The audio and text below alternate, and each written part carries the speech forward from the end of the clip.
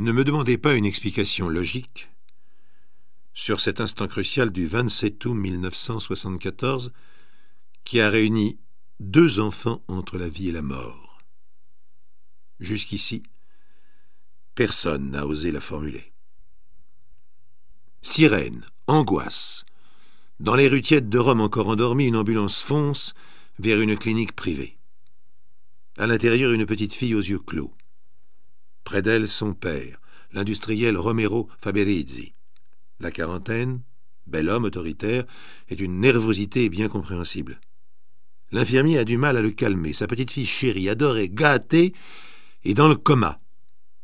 Un coma qui n'en est pas un. Le médecin des urgences a déclaré d'un air stupéfait « Elle dort profondément. Je ne peux rien dire d'autre. Aucun signe d'empoisonnement, ni de maladie, pas de fièvre, tension normale, pouls normale, réaction musculaire normale. Elle dort. » Ornella a 9 ans. Elle est née en 1964, nous sommes en 1973.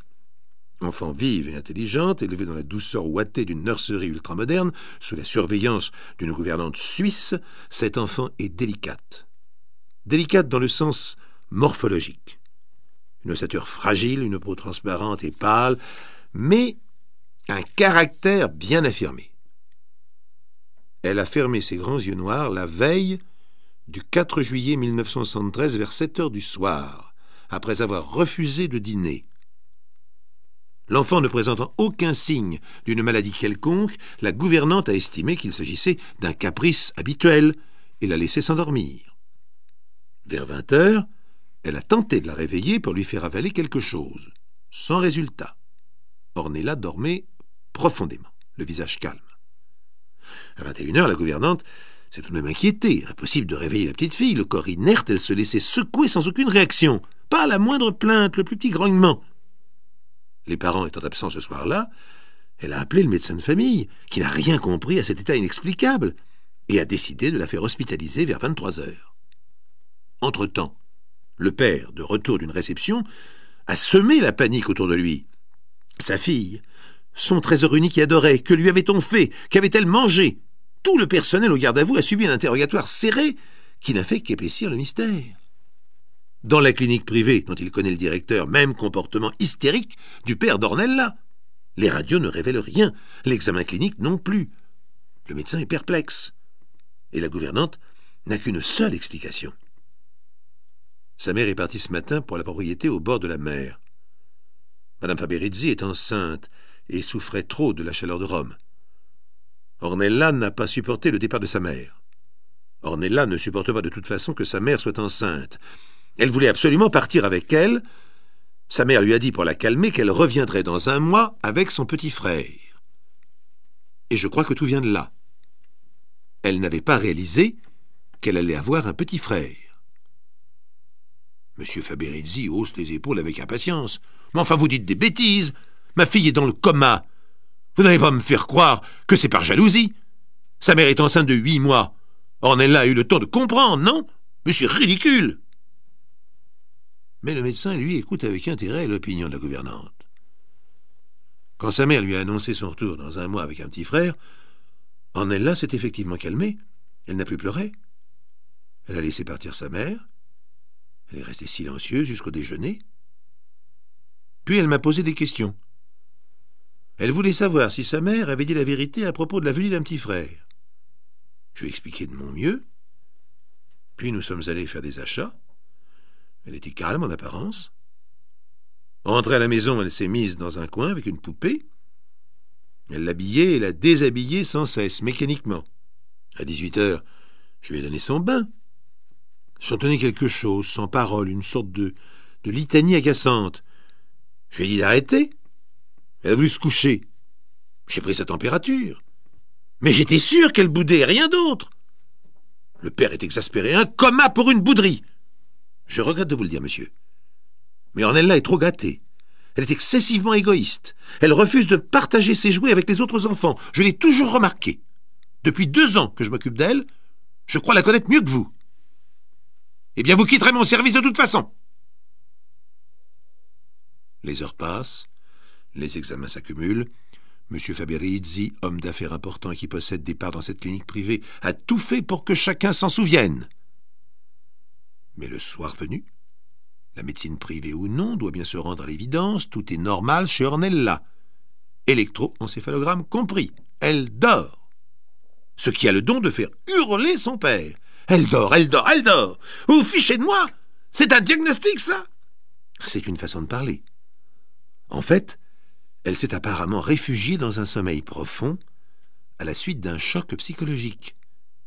Elle a réalisé l'arrivée imminente d'un autre bébé qu'elle. Vous voulez me faire croire que ma fille est folle? Mais jamais elle n'a eu de trouble de ce genre. Et ce n'est pas la première fois que nous lui parlons du bébé. J'exige un autre diagnostic. J'irai aux États-Unis s'il le faut. J'emmène ma fille. Vous êtes des incapables. Monsieur Faberizzi, elle ne risque rien. Elle est sous perfusion. Vous prenez des risques inutiles. Je suis d'accord avec la gouvernante. Il ne peut s'agir que de cela, un choc. Elle va dormir quelque temps, ce ne sera pas long. Romero Faberizzi est difficile à convaincre. Il a appelé au chevet de sa fille le banc et l'arrière-banc des sommités médicales. Il a joué de son influence, de sa fortune, de ses amis, pour obtenir la réponse suivante. Le cas d'Ornella n'est pas unique dans les annales. On en a répertorié 2 ou 3 en Europe, quelques-uns aux États-Unis. Coma de réaction. Comment le nommer autrement? Certains enfants ont réagi de la même manière à l'annonce de l'arrivée d'un frère ou d'une sœur. Aucune médecine, aucun spécialiste, nul magnétiseur ne peut tirer l'enfant de son coma volontaire. Il faut attendre. 1 semaine, puis 2, puis 3. Comme il était impossible de cacher l'état de sa fille à Madame Faberizzi, elle est revenue à Rome. Et le médecin de famille est maintenant aussi inquiet pour elle que pour Ornella. Car la mère se sent coupable. Sous le choc, elle ne dort plus, morte d'inquiétude pour sa fille. Elle passe le plus clair de son temps à son chevet, alors qu'elle doit accoucher bientôt. La situation est hallucinante. Dans cette famille profondément catholique, on a multiplié les messes et les actions de grâce, mais Ornella garde les yeux clos, imperméable au monde extérieur, aux prières comme à la médecine. Puis vient le jour où Madame Faberizzi est prise de douleurs violentes et s'évanouit. Il faut l'arracher au chevet de sa fille et la transporter dans une autre chambre de la même clinique. Là, le médecin accoucheur comprend très vite que la malheureuse souffre en fait depuis des heures et n'a rien dit à personne. Elle divague complètement comme dans un cauchemar, bredouille des phrases d'où il ressort qu'elle ne veut pas de son enfant à naître, qu'il a tué sa fille chérie et que s'il voit le jour, c'est Ornella qui va mourir.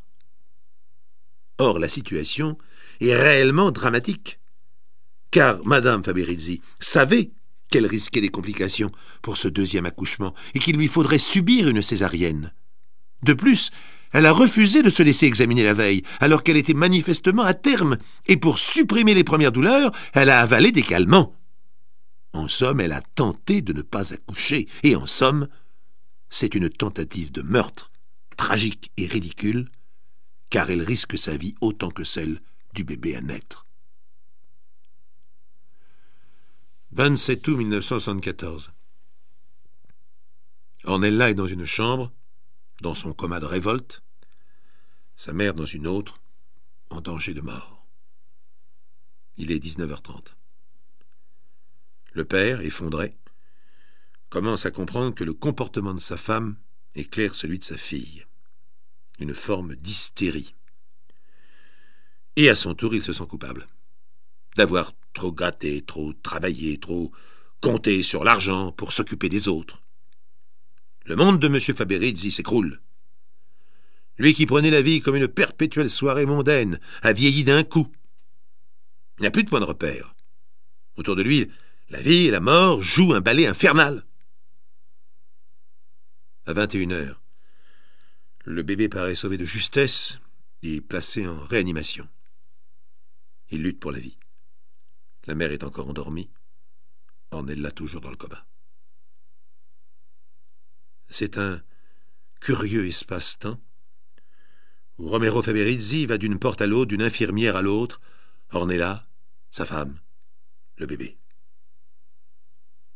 Et puis à 22h, la première nouvelle. Le bébé n'a pas survécu. La mère est faible. On lui fait des transfusions. Et à 22h30, la deuxième nouvelle. Ornella a ouvert les yeux. Jusqu'ici, tout était explicable, plus ou moins. Mais que Ornella sorte du coma presque à l'instant où le petit frère, dont elle ne voulait pas, est mort, cela c'est inexplicable. Coïncidence. Oui, c'est le seul mot à notre disposition. Oh, cela ne s'est pas fait d'un coup, comme un miracle ou une malédiction. Non.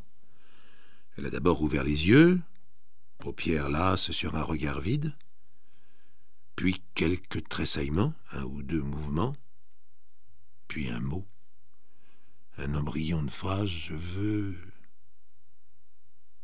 La petite fille gâtée n'a pas formulé le reste. Le réveil total a été constaté 48 heures plus tard, sans séquelles, autre qu'une faiblesse normale. Elle s'est réalimentée les jours suivants. Et sa mère s'est rétablie lentement. Plus question d'avoir d'autres enfants. Voilà. Ainsi, la vie de petite fille gâtée d'Ornella Faberizzi a dû reprendre son cours. Lui a-t-on expliqué? Mais quoi? Que lui expliquer? Qu'elle aurait réussi à empêcher sa mère d'accoucher? Qu'elle aurait réussi à ne pas avoir de petit frère? Qu'elle l'a tué par coma interposé? C'était en 1974. Ornella est maintenant largement en âge d'être mère à son tour. L'est-elle?